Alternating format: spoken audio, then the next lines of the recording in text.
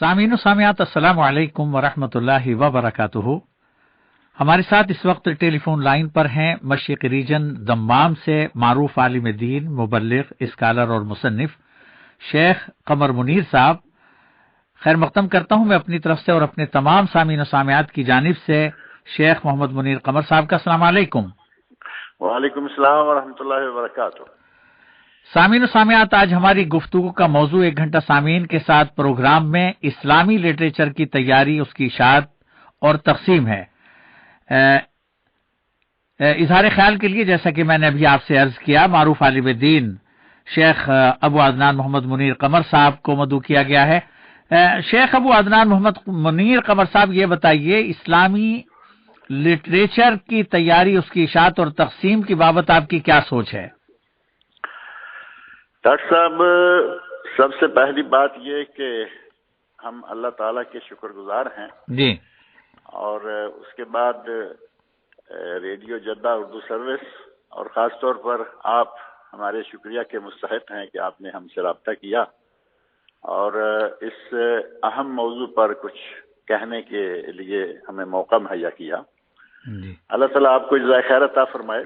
آمین یا رب۔ سب جہاں تک تعلق ہے اسلامی لٹریچر کی تیاری اور اس کی نشر و اشاعت کا، جی تو اس سلسلہ میں جو بالکل بنیادی اور اہم بات ہے جی وہ یہ ہے کہ ہمارا دین پڑھنے لکھنے کا دین ہے۔ جی یہ صرف یہ نہیں ہے کہ ایک کسی جیسے کیا کہیں گے سانپ کی لکیر کو پیٹنے والا نہیں، پڑھنے لکھنے کا تحقیق کا دین ہے۔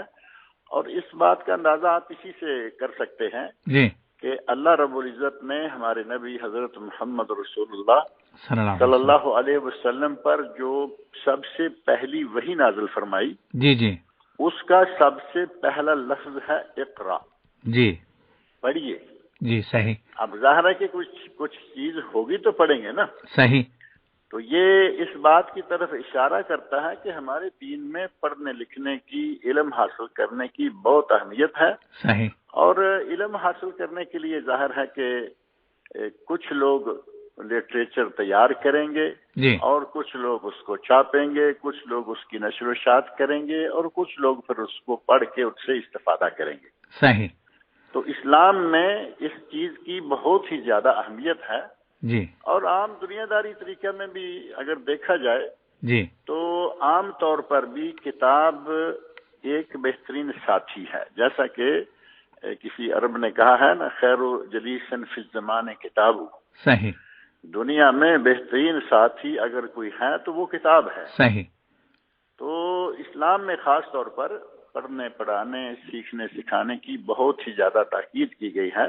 جی، اب ہم اس کو مختلف پہلوؤں میں اگر لیں کہ قرآن کریم کا پڑھنا خیر و برکت، نیکیاں ہی نیکیاں، جی اور دینی لٹریچر ہے اس کا پڑھنا ہر وقت فائدہ ہی فائدہ ہے۔ جی اور ساتھ ہی ہمارے دین اسلام میں یہ بھی کوئی ایسی پابندی نہیں ہے کہ تم صرف قرآن ہی پڑھو گے، صرف حدیث ہی پڑھو گے۔ صحیح۔ ہمیں اجازت ہے کہ ہم قرآن و حدیث پڑھیں، ان کی بنیادی تعلیمات حاصل کریں جی اور اس کے بعد انجینئرنگ پڑھیں، کوئی بات نہیں، میڈیکل پڑھیں، ڈاکٹر بنیں، کوئی بات نہیں ہے۔ جی جی لیکن ہر حال میں پہلے مسلمان بنیں اور پھر ڈاکٹر، جی پہلے مسلمان بنیں اور پھر انجینئر، جی یعنی اسلامی تعلیمات جو ہیں ان کا حاصل کرنا پہلے ضروری ہے۔ اور اس کے لیے ضروری ہے کہ ہمارے پاس ایسا صاف ستھرا لٹریچر ہو جی جس سے لوگ استفادہ کر سکیں۔ اور صاف ستھرا میں اس لیے کہہ رہا ہوں جی جی کہ اسلامی لٹریچر میں ہر طرح کی باتوں کی بہت ہی زیادہ بھرمار ہے۔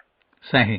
میں اب کسی مصنف کا نام بھی نہیں لیتا اور کسی کتاب کا نام بھی نہیں لیتا، جی جی لیکن اشارہ میں کر دیتا ہوں کہ بہت ساری کتابیں ایسی ہیں جس میں رطب و یابس جی ہر طرح کی باتیں، صحیح بھی، غلط بھی، ضعیف بھی اور حسن بھی، اس طرح کی کتابوں کی بجائے صاف ستھرا لٹریچر جس میں صرف کام کی ضروری اور صحیح باتیں ہوں، اس قسم کا لٹریچر تیار ہونا چاہیے۔ اور ہوا بہت سارا، اہل علم کی جہود مبارکہ اس سلسلہ میں بے شمار ہیں۔ جی جی انہوں نے بہت کام کیا۔ شیخ محمد منیر قمر صاحب، اس حوالے سے میں ایک متعین طور پر آپ سے سوال کرنا چاہوں گا کہ اسلامی لٹریچر کیسا ہو، اس کی خصوصیات کیا ہوں، کن خوبیوں کا حامل ہو اور کن خامیوں اور کس قسم کی غلطیوں سے پاک ہو۔ اگر اسے ترتیب وار بتا دیں گے تو میں سمجھتا ہوں کہ لوگوں کو سمجھنے میں اور یاد رکھنے میں آسانی ہوگی۔ ڈاکٹر صاحب، جہاں تک اسلامی لٹریچر کا تعلق ہے کہ وہ کس قسم کا ہو، جی جی، تو ظاہر ہے کہ جب ہم اسلامی کہیں گے تو اس کے لیے اسلام کے سورسز جو ہیں وہ اصل بنیاد ہوں گے۔ صحیح۔ اور اسلام کے سورسز دو ہیں جو کہ نبی اکرم صلی اللہ علیہ وسلم طے کر کے گئے ہیں۔ صحیح۔ ترکت فیکم امرین، اور دوسری روایت میں ہے ترکت فیکم شیئین جی۔ لن تضلوا ما تمسکتم بہما، جی، جب تک تم ان دونوں کو پکڑے رکھو گے گمراہ نہیں ہوگے، کتاب اللہ و سنت رسول۔ صحیح۔ تو اگر یہ کہیں کہ کس قسم کا لٹریچر ہو اسلامی، تو اس سلسلہ میں سب سے پہلی اہم ترین بات یہ ہے جی کہ وہ قرآن کریم اور دوسرے نمبر پر نبی اکرم صلی اللہ علیہ وسلم کی سنت یعنی احادیث شریفہ، صحیح، ان دونوں چیزوں سے تیار کیا جائے۔ جی اب اس کا معنی یہ نہیں ہے کہ ائمہ کرام اور جو ہمارے سلف صالحین امت میں بڑے بڑے علماء گزرے ہیں، جی جی ان کی جو کوششیں ہیں، ان کی جو ہمارے پاس میراث ہے، ان جی کی جو کتابیں ہیں، جی، ان سے استفادہ کیا جائے۔ صحیح، لیکن اصل بات جو ہے وہ بنیاد قرآن و سنت ہو، اور قرآن و سنت ہی کی تشریح اور تفسیر میں جی جتنا بھی ہو وہ لے کے مسائل اخذ کیے جائیں۔ اور جہاں تک تعلق ہے کہ مسائل اخذ کرنے میں اپنی سوچ سے، آپ اپنی سوچ سے، دوسرا اپنی سوچ سے، جی جی، اس کی بجائے ہمارا جو منہج ہے وہ منہج سلف صالحین والا ہونا چاہیے۔ صحیح، قرآن یعنی کریم سلف کی صالحین نے قرآن و سنت کو جس طرح سے سمجھا جس ہے، انداز سے جی انہوں نے سمجھا اور بیان کیا، وہ انداز ہمیں اختیار کرنا ہوگا۔ جی جی اگر ہم اپنی ہی مرضی سے، اپنے ہی طریقہ سے قرآن کریم کو سمجھنا شروع کر دیں گے، احادیث کو سمجھنا شروع کر دیں گے، جی جی تو پہلی بات یہ ہے کہ ہمارا دماغ اتنا ہے نہیں کہ ہم یہ ساری چیزیں اپنے پاس کور کر سکیں۔ جی جی اس کے لیے ہمیں یہ پابندی کرنا ہوگی کہ نبی اکرم صلی اللہ علیہ وسلم سے قرآن سن کر صحابہ نے اسے کیسے سمجھا، جی سب جی سے پہلی بات۔ اور پھر دوسرا دور آتا ہے کہ تابعین نے صحابہ کرام سے قرآن کریم اخذ کیا، کن معنوں میں انہوں نے قرآن کریم کی کس آیت کو لیا، جی جی اور نبی اکرم صلی اللہ علیہ وسلم کے ارشادات کو انہوں نے کس طرح سمجھا۔ وہ فہم سلف صالحین جی جی یا منہج سلف صالحین، وہ ہمارے سامنے ہر وقت ٹارگٹ کے طور پر رہنا چاہیے۔ جی جی اگر وہ نہیں رہے گا تو پھر آدمی کے پٹری سے اتر جانے کا خطرہ ہے، جیسے کہ ہمارے پاک و ہند کی تاریخ میں ایسی مثالیں موجود ہیں کہ لوگ پٹری سے اتر گئے۔ صحیح صحیح۔ ہاں جی۔ شیخ محمد منیر قمر صاحب، ایک سوال یہ ہے کہ اسلامی لٹریچر، جیسا کہ آپ نے اشارہ بھی کیا تھا، مسلم اور غیر مسلم ملکوں میں خوب تیار ہو رہا ہے، تقسیم بھی ہو رہا ہے۔ اس حوالے سے آپ کے مشاہدات، آپ کے مطالعات کا نچوڑ سامعین سننا چاہیں گے کہ کیا یہ تسلی بخش ہے؟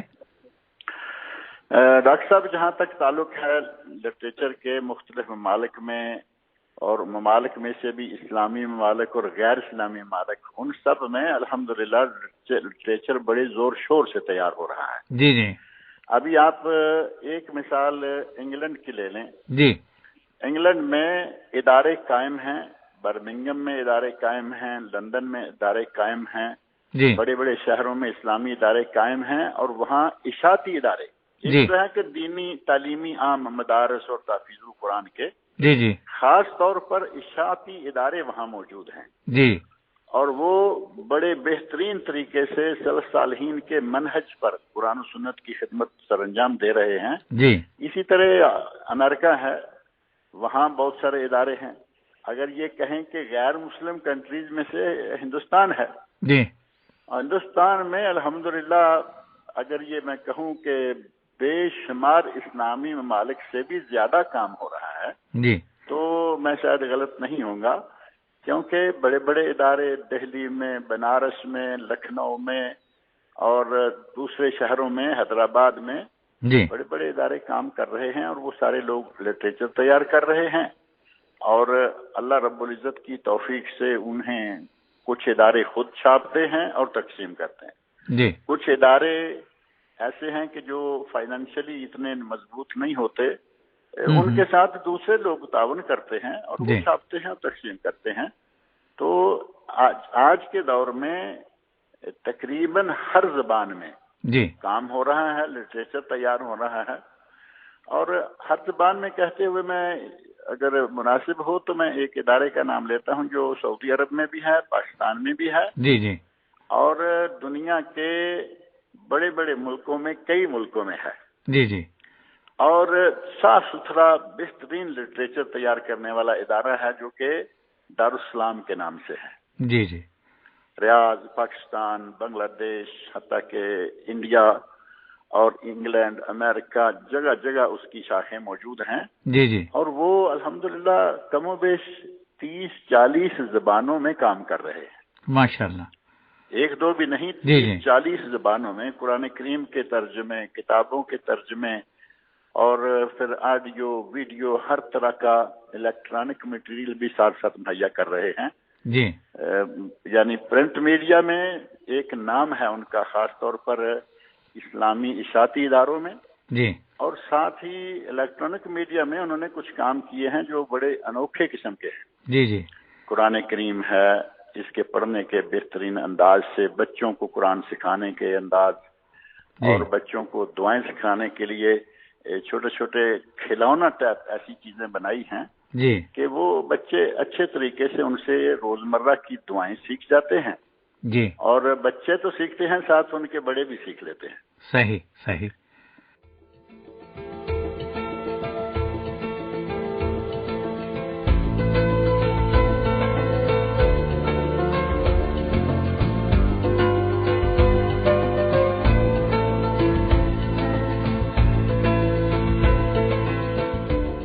ایک گھنٹہ سامعین کے ساتھ.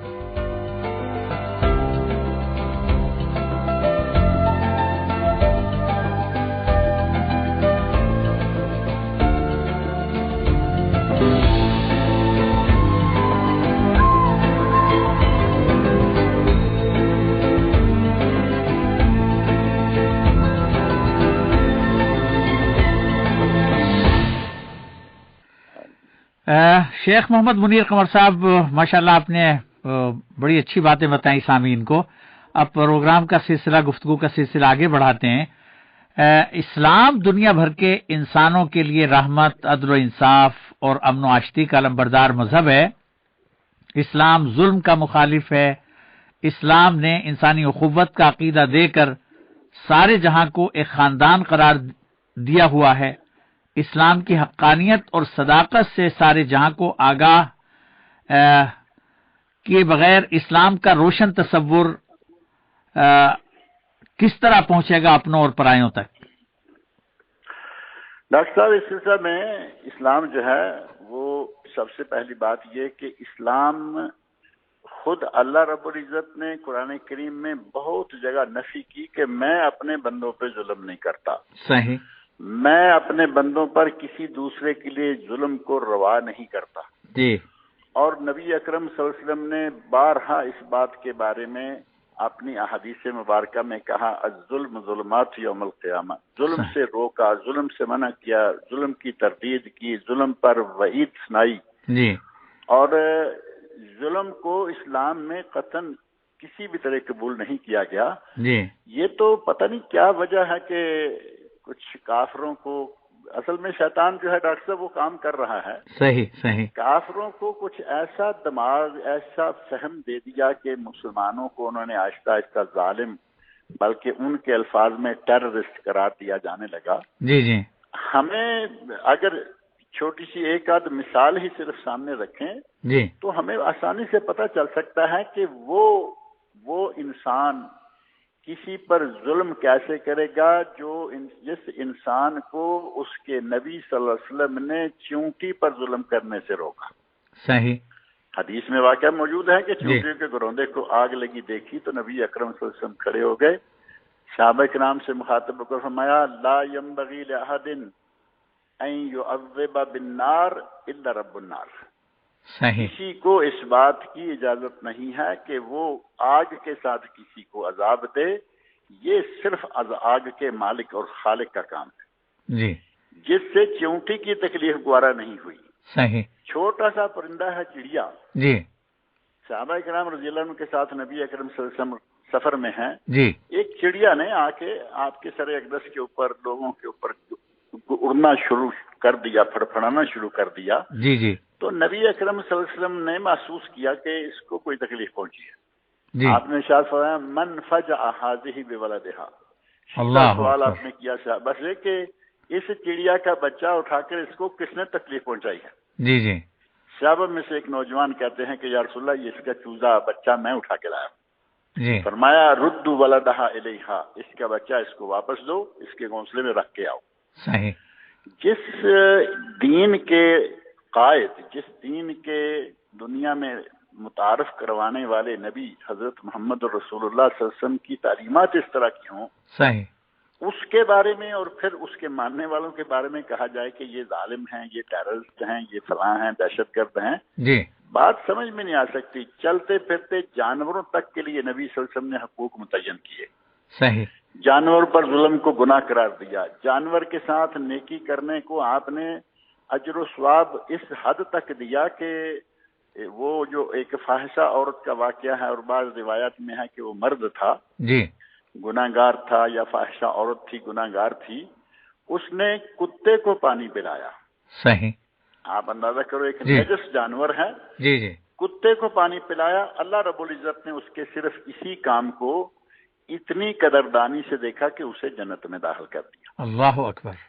یہ نبی اکرم صلی اللہ علیہ وسلم نے بیان کیا واقعہ صحیح بخاری وغیرہ میں موجود ہے. جی. جی. جس دین میں جانوروں کے ساتھ اس حد تک پیار، شفقت اور سلوک کرنے کا حکم ہوگا، ترغیب دی گئی ہوگی، وہ اپنے ماننے والوں کو ظلم کے لیے کیسے چھوڑے گا؟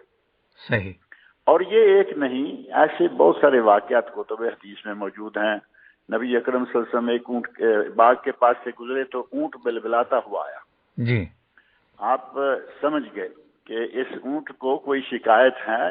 جی. بلبلا رہا تھا. آپ اس کے پاس کھڑے ہو گئے، اس کے کندھے کو گردن کے پاس تھوڑا سا تھپ تھپایا. جی. تو اونٹ جو ہے وہ بالکل پرسکون ہو گیا. آپ نے فرمایا اونٹ کس کا ہے؟ جی. اونٹ کس کا ہے؟ جی. تو بتایا گیا کہ فلاں کا ہے. بلایا گیا تو کہا تیرے اونٹ نے مجھ سے شکایت کی ہے. جی. انکا تجیعہ وتدعبہ، تو اسے بھوکا رکھتا ہے اور اس سے کام زیادہ لیتا ہے. سبحان اللہ. اللہ رب العزت نے تمہیں اس کا مالک بنایا ہے، اس کو کام، اس سے کام بھی لو اور اس کی روٹی روزی، اس کے دانے دن کے کا بھی خیال رکھو. اب جس دین میں اس حد تک جانوروں کے حقوق، اسلام اگر میدان جنگ میں جی. کوئی تیر تلوار اٹھائے ہوئے عورت نہ آئے، جی. جی. تو نبی صلی اللہ علیہ وسلم نے فرمایا کہ عورتوں کو قتل مت کرو، جی. بچوں کو قتل مت کرو. اب دیکھیں جنگ کا بھی ایک اخلاقی ضابطہ مقرر کر دیا. صحیح. صحیح. عورتوں کو مت قتل کرو، بچوں کو مت قتل کرو، راہب جو اپنے معبدوں میں موجود ہیں ان کو قتل مت کرو. حتیٰ کہ اگر کوئی راہب یا کوئی عورت میدان میں تمہارے مقابلے میں آ جائے تو پھر ٹھیک ہے، صحیح، ورنہ نہیں. جی جی جی. ایک عورت کو آپ نے میدان جہاد میں مقتول حالت میں دیکھا تو آپ بہت سخت ناراض ہوئے اور آپ نے منع کر دیا جی کہ عورتوں کو قتل نہ کیا جائے، بچوں کو قتل نہ کیا جائے، بوڑھوں کو قتل نہ کیا جائے، راہبوں کو قتل نہ کیا جائے. جی جی جی. کس طرح اس اسلام میں ظلم کو روا رکھا جا سکتا ہے اور مسلمان ظالم کیسے ہو سکتے ہیں؟ صحیح. قمر منیر صاحب، اسلام کے بارے میں مثبت، منفی، دلاویز اور نفرت انگیز ہر طرح کے تبصرے، دعوے، پروپیگنڈے دنیا بھر میں چل رہے ہیں. مسلمانوں اور غیر مسلموں کو دین حق کا صحیح تصور کس طرح پہنچایا جائے، کس طرح سے انہیں آگاہ کیا جائے کہ دین حق یہ ہے؟ ڈاکٹر صاحب، بات یہی ہے کہ جو دین حق ہے اپنی جگہ پر وہ بالکل صاف ستھرا اور بہترین دین ہے. اللہ رب العزت کا پسندیدہ دین ہے جی. اور اللہ رب العزت نے اسی دین اسلام کے بارے میں رضیت لکم الاسلام دینا، صحیح، میں نے تمہارے لیے دین اسلام کو پسند کر لیا ہے. صحیح. اللہ کا ہمارے لیے پسندیدہ دین، اور اس دین کے خد و خال اگر لوگ صحیح طور پر بیان کریں جی اور صحیح طور پر اپنائیں جی تو لوگوں میں چاہے وہ جاہل مسلمان ہوں جی یا کافر ہوں جی جی یقیناً اسلام کا جو اصل چہرہ ہے وہ ان کے سامنے آ سکتا ہے. صحیح. اب ہمارا پرابلم یہ ہے کہ ہم مسلمان کہلواتے ہیں لیکن بہت سارے ہمارے اپنے لوگ ہیں کہ وہ کہلواتے تو مسلمان ہیں لیکن کوئی کام مسلمانوں والا نظر نہیں آتا. صحیح.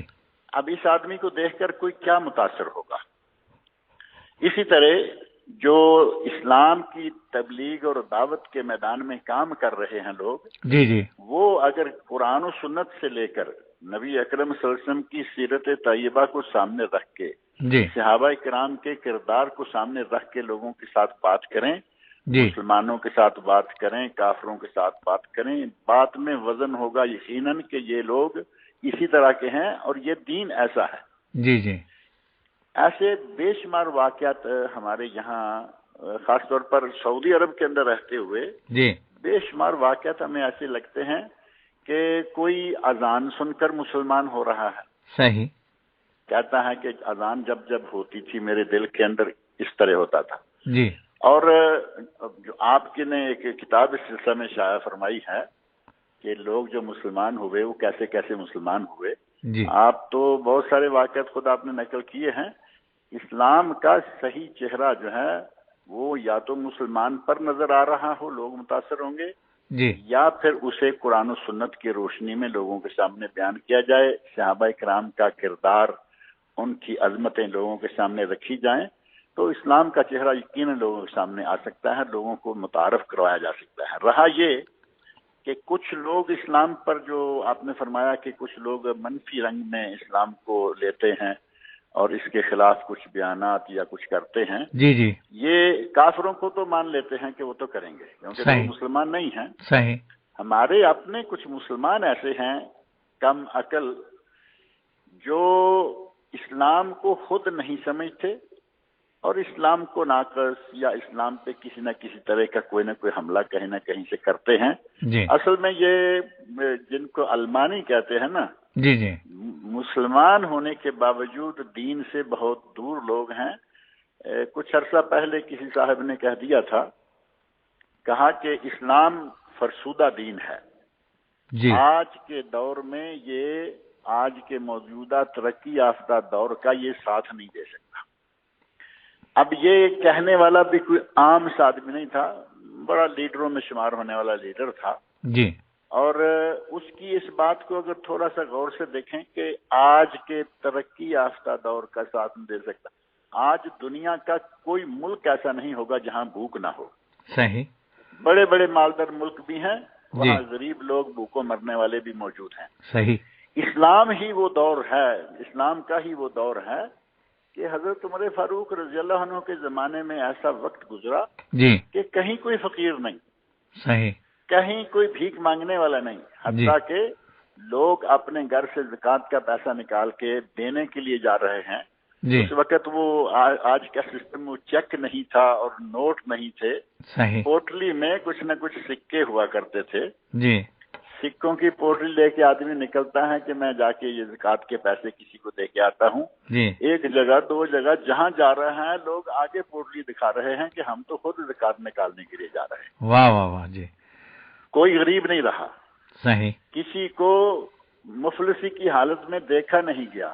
جی. اور وہ نظام جس کو آج کوئی کہے کہ یہ فرسودہ ہے جی. یہ وہی نظام ہے کہ جس نظام کو نافذ کیا گیا تو یہ نتیجہ نکلا کہ کہیں غربت نہیں رہی. جی. اور اسی نظام کو اگر آج نافذ کیا جائے جس کو فرسودہ کہہ کے پیچھے کرنے کی کوششیں کی جاتی رہیں اور کی جا رہی ہیں آج بھی اگر کہیں صحیح طور پر اسلامی نظام کو نافذ کیا جاتا ہے تو یقیناً اسی طرح کا موسم اسی طرح کا دور دوبارہ بھی آ سکتا ہے. بلا شبہ.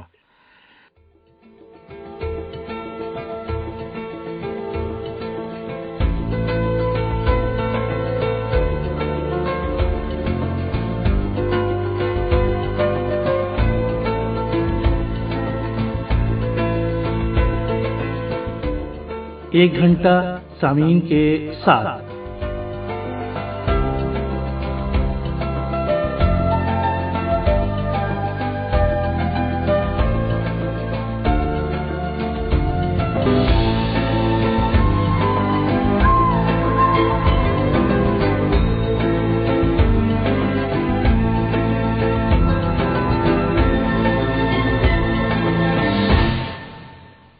شیخ محمد منیر قمر صاحب، ایک سوال یہ ہے کہ یہ درست ہے کہ نبوت و رسالت کا سلسلہ بند ہو چکا ہے؟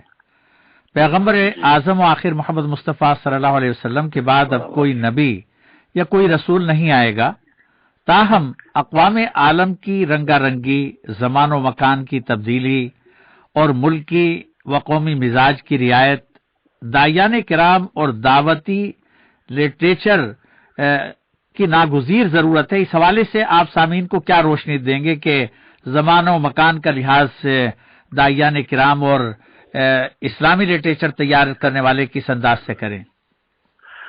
ڈاکٹر صاحب، یہ تو بالکل صحیح ہے کہ نبوت کا سلسلہ ختم ہو گیا، نہ کوئی نبی نہ کوئی رسول۔ نبی اکرم صلی اللہ علیہ وسلم ارشاد فرما گئے، جی انا خاتم النبیین ولا نبی آبادی، صحیح، میں آخری نبی ہوں، میرے بعد کوئی نبی نہیں ہوگا۔ جی اور حضرت عمر فاروق رضی اللہ عنہ کی شان میں ایک حدیث ملتی ہے، جی نبی صلی اللہ علیہ وسلم ارشاد فرماتے ہیں، لو کان بعدی نبی، جی لو کان بعدی نبی لکان عمر، جی اگر میرے بعد کسی نے نبی ہونا ہوتا تو عمر نبی ہوتے، جی لیکن چونکہ کوئی نبی ہونا نہیں لہذا عمر نبی ہو نہیں سکتے اور نہ وہ ہوئے۔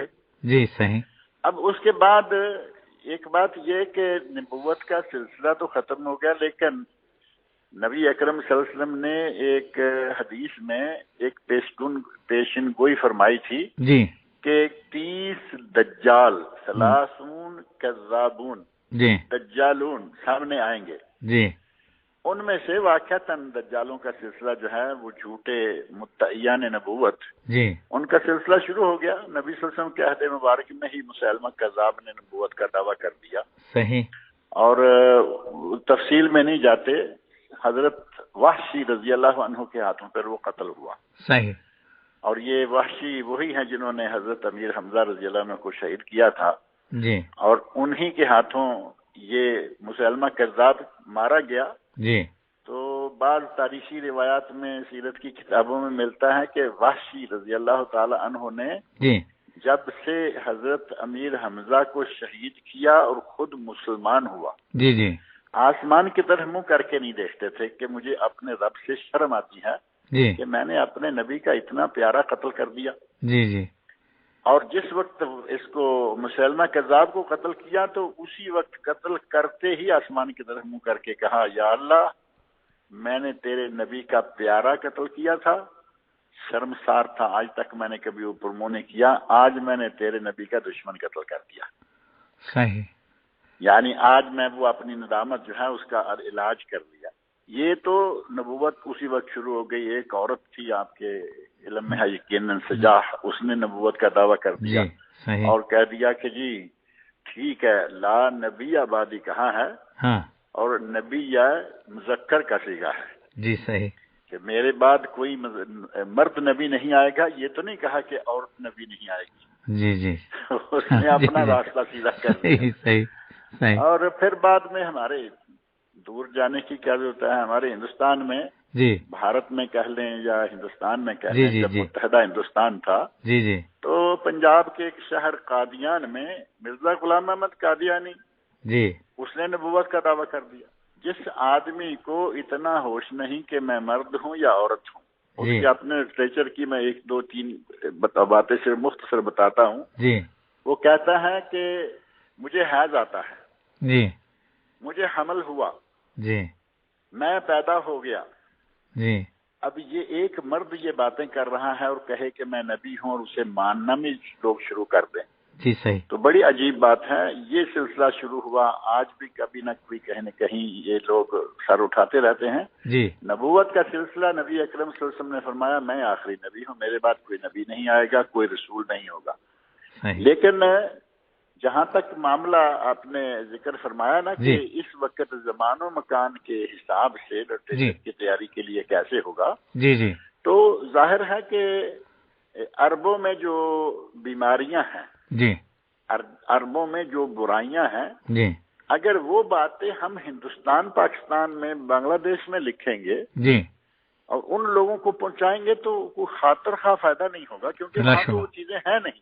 صحیح، اور جو چیزیں ہندوستان میں ہیں، جی پاکستان میں ہیں، بنگلہ دیش میں ہیں، جو خرافات ہیں، جو بدعات ہیں، جی جو شرکیات ہیں، جی وہ ہم یہاں عربی میں لکھ کے بیان کریں گے تو کوئی خاطر کا فائدہ نہیں ہوگا۔ صحیح۔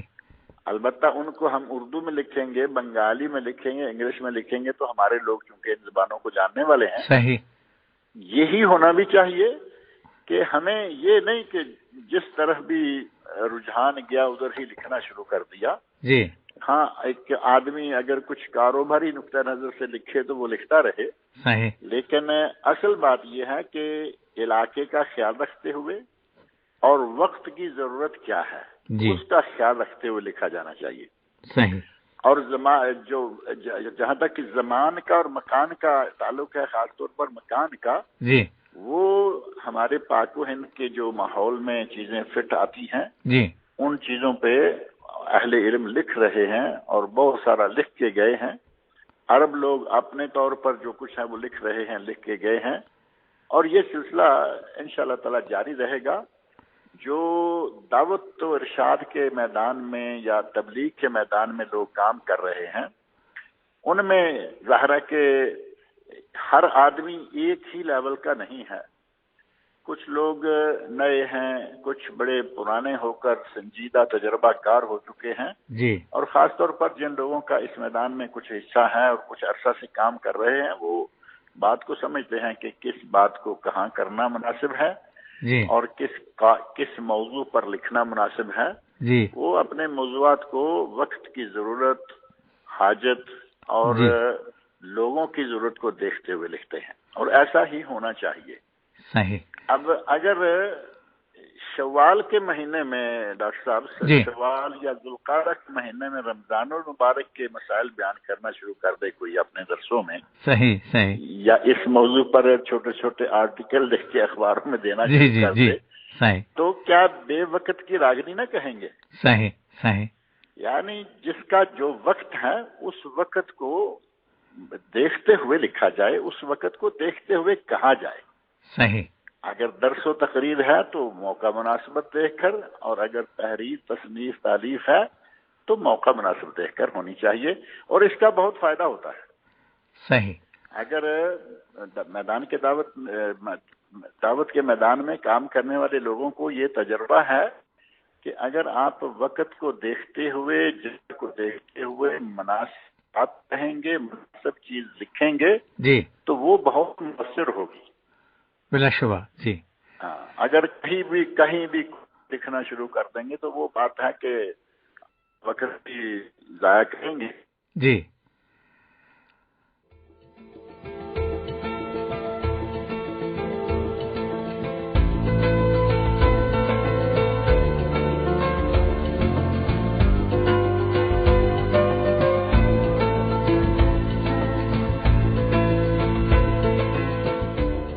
ایک گھنٹہ سامعین کے ساتھ۔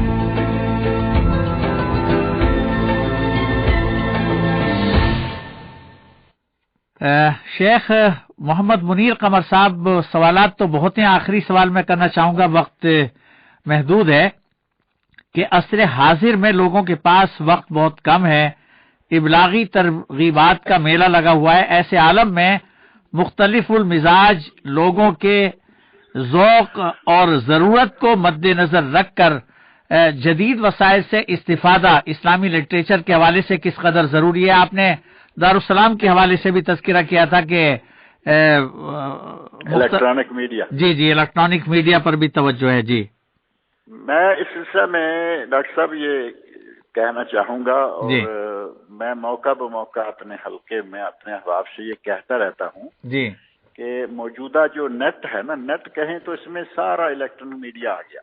صحیح۔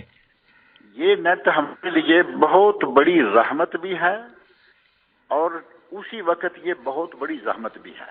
صحیح۔ نیٹ ہمارے لیے دو دھاری تلوار ہے۔ جی اگر اس سے اچھا کام لیں تو بہت ہی مفید چیزیں ملتی ہیں، اور اگر اس کو غلط رنگ میں بٹن دبا لیں تو اس میں بہت برائیاں بھی پائی جاتی ہیں۔ صحیح۔ آج آپ کے سامنے نیٹ میں اتنی چیزیں موجود ہیں کہ کبھی کبھی میں کہتا ہوں کہ ہزاروں لائبریریاں آپ اپنی جیب میں لیے پھرتے ہیں۔ صحیح، بلا شبہ۔ اب وہ ہزاروں لائبریریاں جیب میں آپ کے موبائل میں ہیں، صحیح، اور جس کا نام لکھیں گے، جس مکتبے کا نام لکھیں گے، جس کتاب کا نام لکھیں گے، وہ آ جائے گی، جی، آپ کے سامنے کھل جائے گی۔ کمپیوٹر میں کھولیں، موبائل کی اسکرین پر کھولیں۔ ہمیں آج یہ نہیں کرنا چاہیے کہ یہ چونکہ نئے دور کی ایجاد ہے، یہ فلاں ہے، یہ فلاں ہے۔ کتاب کی اہمیت کو کبھی بھی نظر انداز نہیں کیا جا سکتا، صحیح، کیونکہ کتاب اپنی جگہ ایک مستقل چیز ہے۔ صحیح، لوگ کبھی کبھی جی، کہاں رہا، کتابوں کا زمانہ آج بھی ہے، اور اس کی میں چھوٹی سی ایک مثال دیتا ہوں۔ آپ اپنے موبائل پہ، اپنے کمپیوٹر میں کام کر رہے ہیں، جی، اور آپ نے کوئی لائبریری کی کچھ کتاب کھولی ہوئی ہے، بجلی بند ہو گئی، آپ کا سارا کچھ گیا۔ صحیح، بجلی چل رہی ہے، آپ کا کمپیوٹر جو ہے وہ بند ہو گیا، کہیں گے جی سسٹم فیل ہو گیا، سسٹم فیل ہو گیا ہے، بند ہو گیا۔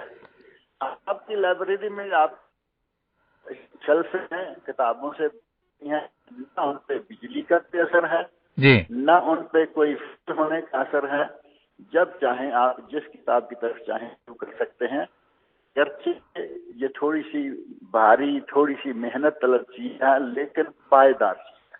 صحیح، لیکن اس کا معنی یہ بھی نہیں ہے کہ ہم اس کو چھوڑے ہی نہیں، کتاب کو۔ ہمیں جدید دور میں جو چیزیں سامنے آ رہی ہیں ان سے استفادہ کرنا چاہیے۔ جی، اب قرآن کریم، دنیا کے قرآن کرام کی آواز میں قرآن موبائل میں، آپ کے کمپیوٹر میں، جی، تقریریں بے شمار علماء کی آپ کے کمپیوٹر میں، آپ کے موبائل میں، لیکن ضرورت ہے کہ تقریروں کو تھوڑا چھان چھپٹ کے لیا جائے، صحیح، کیونکہ تقریریں کرنے والوں میں شرک پھیلانے والے بھی ہیں، بدعات کی ترویج کرنے والے بھی ہیں، اور ساتھ ہی قرآن و سنت کی تعلیم دینے والے بھی ہیں۔ اگر آپ تقریریں سنیں یا چینل دیکھیں تو صرف وہ جو قرآن و سنت کی تعلیمات کے چارک ہیں۔ یہ نہیں ہے کہ وہ ہر وقت آپ کو مزار دربار دکھاتے رہیں، ہر وقت آپ کو قبوری نظام کے اوپر لیے چلے جائیں۔ جی، ان سے بچیں۔ اور جہاں تک یہ گوگل ہے، جی، گوگل کو تو اب لوگوں نے کچھ نئے نئے نام بھی دینا شروع کر دیے، کہتے ہیں مفتی گوگل، جی، کوئی کہتا ہے شیخ گوگل۔ صحیح، صحیح، اب مفتی گوگل، شیخ گوگل، جو اگر کوئی آدمی پڑھا لکھا سمجھدار اس سے فائدہ اٹھائے تو بہت فائدہ اٹھا سکتا ہے۔ صحیح، لیکن اگر کوئی آدمی کہے نا، آج لوگ بات سمجھتے ہیں کہ اب مولویوں کی بھی کوئی ضرورت نہیں رہی، کتابوں کی بھی کوئی ضرورت نہیں، گوگل سب کچھ ہے۔ گوگل میں عیسائی لکھنے والے ہیں، گوگل میں یہودی لکھنے والے ہیں، گوگل میں شیعہ لکھنے والے ہیں، گوگل میں جو انتہائی مشرکانہ عقائد رکھنے والے اور بدعات کی ترویج کرنے والے ہیں وہ لکھنے والے ہیں۔ یہ ہر آدمی نہیں پہچان سکتا۔ صحیح بات، کچھ لوگوں کی قلم بڑی کاٹدار ہوتی ہے، زبان بڑی چسکے والی ہوتی ہے، جی، لوگ اس کے پیچھے چلے جا رہے ہیں، حالانکہ وہ کوئی آدمی حدیثوں کے خلاف بک رہا ہے لیکن بڑے اسپیشل انداز سے، کوئی آدمی کسی مسئلے کو لے کے اس کو لوگوں کی نگاہ میں کمتر کرتا جا رہا ہے۔ جی، ان سب چیزوں سے بچتے ہوئے اگر کوئی صحیح معنوں میں آج الیکٹرانک میڈیا سے کام لیتا ہے تو یہ نعمت ہے، یہ ہمارے لیے بہترین چیز ہے۔ شرط یہ ہے کہ ہمارا بٹن غلط جگہ پہ نہیں لگنا، ہمارا پورا انگلی کا جی، جی، غلط جگہ پہ نہیں لگنا چاہیے۔ صحیح بات، اگر پورا غلط جگہ پہ لگ گیا تو گی ہے، اور پورا صحیح جگہ پہ لگتا رہے گا۔ بے شمار برکتیں ہیں، تلاوتیں ہیں، تقریریں ہیں، کتابیں ہیں، دنیا بھر کے اسلامی علوم، اور ساتھ ہی ساتھ میڈیکل ہے، انجینئرنگ۔ آپ کو جس موضوع پہ چاہیے کام آپ لے سکتے ہیں، لیکن صرف ہوشیاری کی ضرورت ہے۔ صحیح، ایک جملہ صرف میں کہوں گا، ڈاکٹر صاحب کتاب کا لگتا ہے ختم ہو رہا ہے۔ جی، ہمارے ایک محترم ساتھی ہیں، جی، ان کے ساتھ بیٹھے ہوئے ایک بات آئی، 2-3-4 علماء کرام بیٹھے ہوئے تھے، جی، تو انہوں نے ایک بات کہی کہ آدمی متقی کب ہوتا ہے؟ جی جی تو انہوں نے جو جملہ کہا، یقین مانے کہ میرے ذہن میں آج تک سے جمع ہوا ہے. کہتے ہیں کہ جس آدمی کا موبائل پاک ہے وہ شخص متقی ہے. یہ بات دوبارہ دوہرا دیجئے کیونکہ آواز غائب ہو گئی تھی. جی اچھا، کہتے ہیں کہ آدمی کی نظر پاک ہے، آدمی کے کان پاک رہیں، اور جس آدمی کا موبائل پاک ہے جی وہ آدمی متقی ہے. اب موبائل کو پاک کرنے کا معنی کیا ہے؟ موبائل میں تو سارا کچھ ہے نا، صحیح، لیکن اس کو پاک رکھنا ہے جس نے کہ میں کوئی غلط چیز اس میں سے نہیں دیکھوں گا اور صرف اچھی اور خالص اسلامی چیزیں دیکھوں گا، اس کا موبائل پاک ہے. صحیح. اور ہمارے دوسرے ایک عالم کہتے ہیں بڑے ہی بہترین انداز میں، انہوں نے کہا ہے کہ یہ موبائل لے کے اپنی جوان بہو بیٹی کو دینا ایسے ہی ہے جیسے اسے کسی غیر محرم کے ساتھ آپ نے کمرے میں چھوڑ دیا. اللہ اکبر. آپ ذرا اس بات کی گہرائی پہ جا کے دیکھیں جی کہ اگر اس کا استعمال بچے کریں تو ماں باپ کی نگرانی میں کریں، انہیں معلوم ہو یہ کیا دیکھتا ہے، کیا پڑھتا ہے، کیا کرتا ہے. جی اگر تھوڑی سی یہ نگرانی رہے جی اور آدمی خود اپنے ضمیر کو نگران رکھے، بچوں پر اپنی نگرانی رکھے، تو یہ الیکٹرانک میڈیا اس میں ہمارے لیے بہت ہی زیادہ خیر موجود ہے اور اس سے فائدہ اٹھانا چاہیے. شیخ ابو عدنان محمد منیر قمر صاحب سعودی عالمی اردو نشریات کے سامعین و سامعات کے ساتھ گفتگو کے لیے اسلامی لٹریچر کی اشاعت اور تقسیم کی اہمیت اجاگر کرنے کے لیے میں آپ کا شکر گزار ہوں. انشاءاللہ ماضی کی طرح مستقبل میں بھی آپ کی معلومات سے، مشاہدات سے، تجربات سے، محسوسات سے فائدہ اٹھاتے رہیں گے. جزاکم اللہ. انشاءاللہ. بارک اللہ فیک ڈاکٹر صاحب، بہت شکریہ آپ کا بھی اور آپ کی. سامعین کرام، یہ تھے معروف عالم دین، مبلغ، اسکالر اور مصنف شیخ ابو عدنان محمد منیر قمر صاحب. اسی پر انہیں اور لائق اللہ خان کو پرخلوص تمناؤں کے ساتھ اجازت دیجیے. اللہ حافظ والسلام علیکم ورحمۃ اللہ وبرکاتہ. سامعین و سامعات، السلام علیکم ورحمۃ اللہ وبرکاتہ. ہمارے ساتھ اس وقت ٹیلی فون لائن پر ہیں مشرق ریجن دمام سے معروف عالم دین، مبلغ، اسکالر اور مصنف شیخ قمر منیر صاحب. خیر مقدم کرتا ہوں میں اپنی طرف سے اور اپنے تمام سامعین و سامعات کی جانب سے شیخ محمد منیر قمر صاحب کا السلام علیکم. وعلیکم السلام ورحمۃ اللہ وبرکاتہ. سامعین و سامعات، آج ہماری گفتگو کا موضوع 1 گھنٹہ سامعین کے ساتھ پروگرام میں اسلامی لٹریچر کی تیاری، اس کی اشاعت اور تقسیم ہے. اظہار خیال کے لیے جیسا کہ میں نے ابھی آپ سے عرض کیا، معروف عالم دین شیخ ابو عدنان محمد منیر قمر صاحب کو مدعو کیا گیا ہے. شیخ ابو عدنان محمد منیر قمر صاحب، یہ بتائیے اسلامی لٹریچر کی تیاری، اس کی اشاعت اور تقسیم کی بابت آپ کی کیا سوچ ہے؟ ڈاکٹر صاحب، سب سے پہلی بات یہ کہ ہم اللہ تعالیٰ کے شکر گزار ہیں جی، اور اس کے بعد ریڈیو جدہ اردو سروس اور خاص طور پر آپ ہمارے شکریہ کے مستحق ہیں کہ آپ نے ہم سے رابطہ کیا اور اس اہم موضوع پر کچھ کہنے کے لیے ہمیں موقع مہیا کیا. جی، اللہ تعالیٰ آپ کو جزائے خیر عطا فرمائے. آمین یا رب. سب جہاں تک تعلق ہے اسلامی لٹریچر کی تیاری اور اس کی نشر و اشاعت کا، جی جی تو اس سلسلہ میں جو بالکل بنیادی اور اہم بات ہے جی وہ یہ ہے کہ ہمارا دین پڑھنے لکھنے کا دین ہے. جی یہ صرف یہ نہیں ہے کہ ایک کسی جیسے کیا کہیں گے سانپ کی لکیر کو پیٹنے والا نہیں، پڑھنے لکھنے کا تحقیق کا دین ہے. اور اس بات کا اندازہ آپ اسی سے کر سکتے ہیں جی کہ اللہ رب العزت نے ہمارے نبی حضرت محمد رسول اللہ صلی اللہ علیہ وسلم پر جو سب سے پہلی وحی نازل فرمائی، جی جی اس کا سب سے پہلا لفظ ہے اقرا. جی پڑھیے. جی صحیح. اب ظاہر ہے کہ کچھ چیز ہوگی تو پڑھیں گے نا. صحیح. تو یہ اس بات کی طرف اشارہ کرتا ہے کہ ہمارے دین میں پڑھنے لکھنے کی، علم حاصل کرنے کی بہت اہمیت ہے. صحیح. اور علم حاصل کرنے کے لیے ظاہر ہے کہ کچھ لوگ لٹریچر تیار کریں گے جی اور کچھ لوگ اس کو چھاپیں گے، کچھ لوگ اس کی نشر و اشاعت کریں گے اور کچھ لوگ پھر اس کو پڑھ کے اس سے استفادہ کریں گے۔ صحیح۔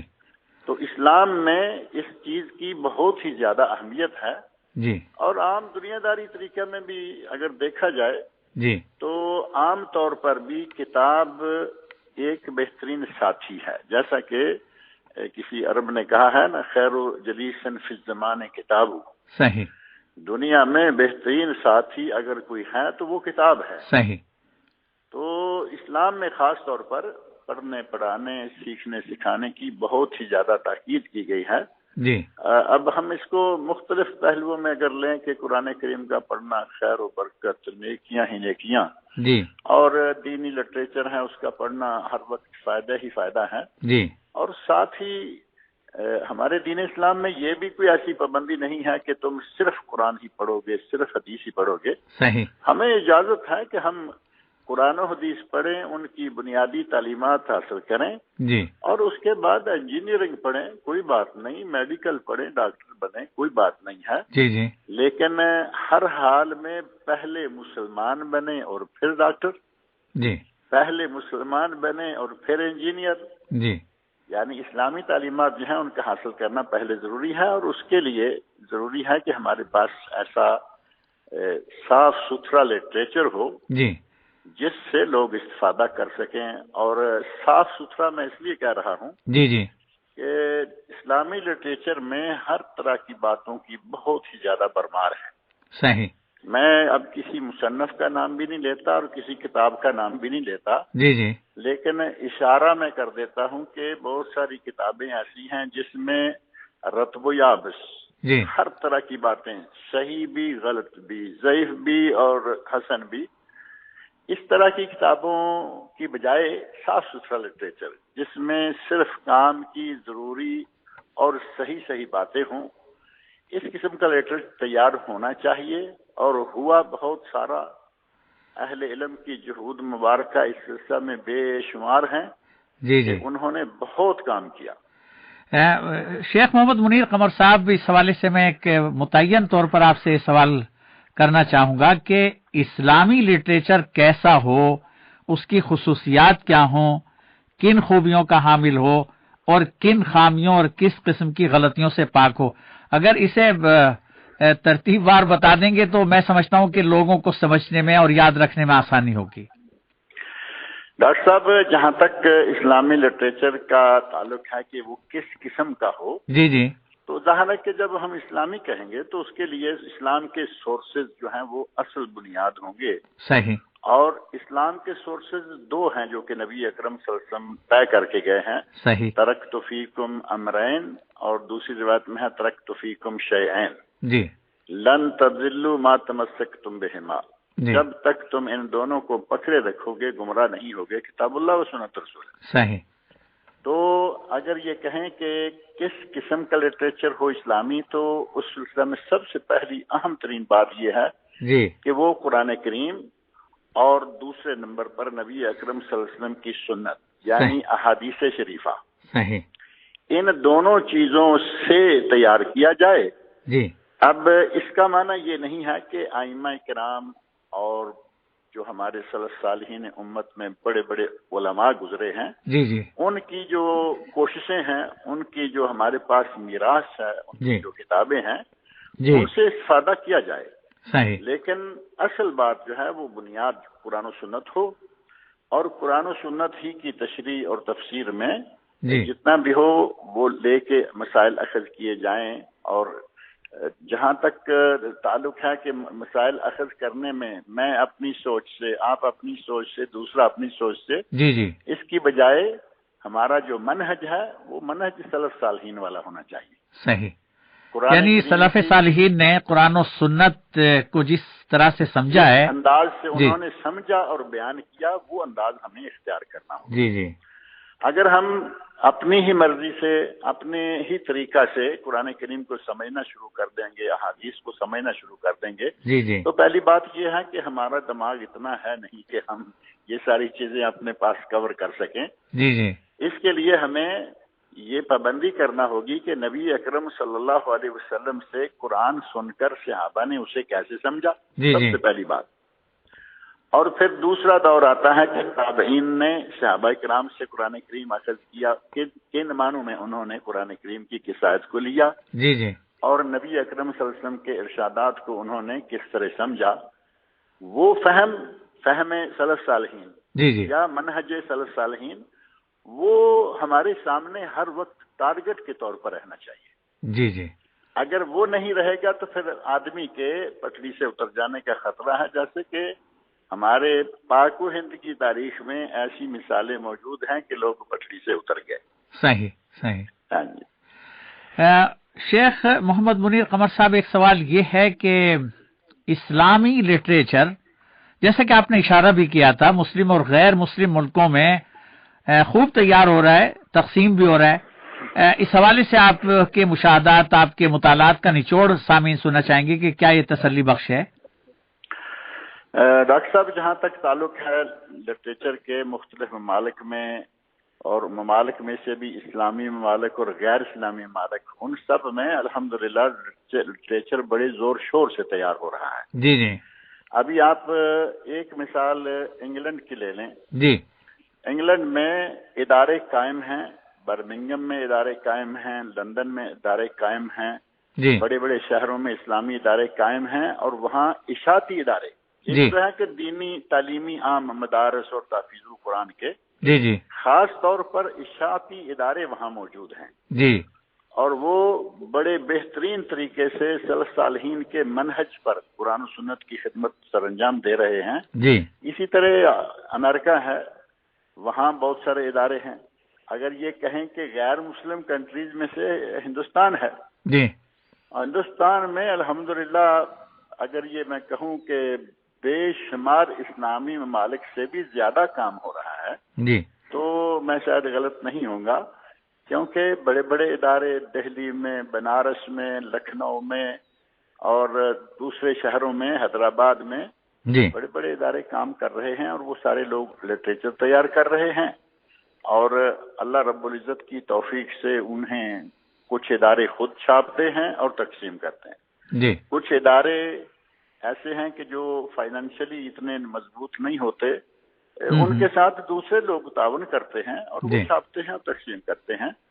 تو آج کے دور میں تقریباً ہر زبان میں کام ہو رہا ہے، لٹریچر تیار ہو رہا ہے، اور ہر زبان میں کہتے ہوئے میں اگر مناسب ہو تو میں ایک ادارے کا نام لیتا ہوں جو سعودی عرب میں بھی ہے، پاکستان میں بھی ہے، اور دنیا کے بڑے بڑے ملکوں میں، کئی ملکوں میں ہے، اور صاف ستھرا بہترین لٹریچر تیار کرنے والا ادارہ ہے جو کہ دارالسلام کے نام سے ہے۔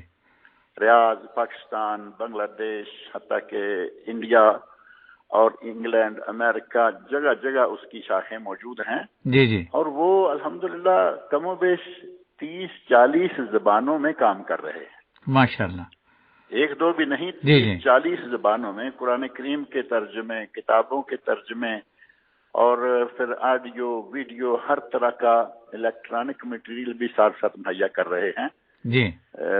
یعنی پرنٹ میڈیا میں ایک نام ہے ان کا، خاص طور پر اسلامی اشاعتی اداروں میں، اور ساتھ ہی الیکٹرانک میڈیا میں انہوں نے کچھ کام کیے ہیں جو بڑے انوکھے قسم کے ہیں۔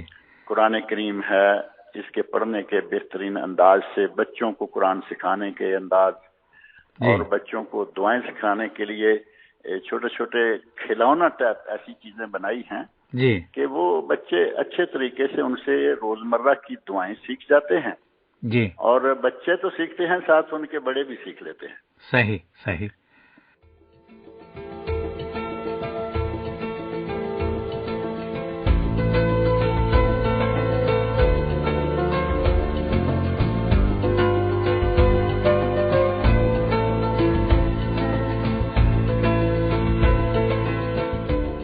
ایک گھنٹہ سامعین کے ساتھ۔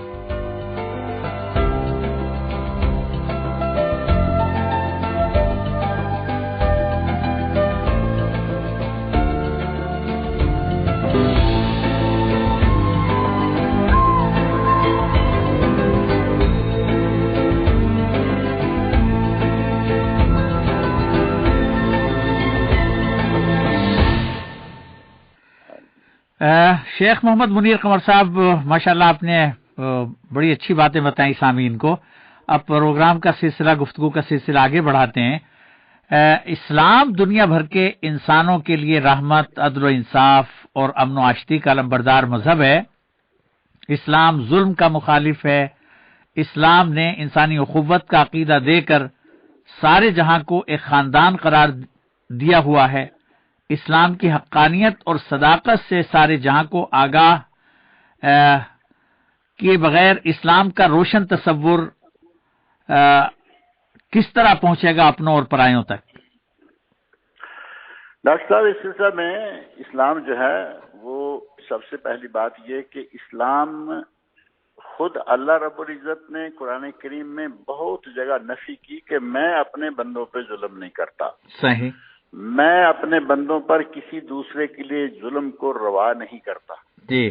اور نبی اکرم صلی اللہ علیہ وسلم نے بارہا اس بات کے بارے میں اپنی احادیث مبارکہ میں کہا، الظلم ظلمات یوم القیامہ. ظلم سے روکا، ظلم سے منع کیا، ظلم کی تردید کی، ظلم پر وعید سنائی. جی.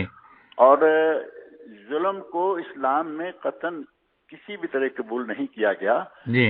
یہ تو پتہ نہیں کیا وجہ ہے کہ کچھ کافروں کو، اصل میں شیطان جو ہے ڈاکٹر صاحب وہ کام کر رہا ہے. صحیح صحیح. کافروں کو کچھ ایسا دماغ، ایسا فہم دے دیا کہ مسلمانوں کو انہوں نے آہستہ آہستہ ظالم، بلکہ ان کے الفاظ میں ٹیررسٹ قرار دیا جانے لگا. جی جی.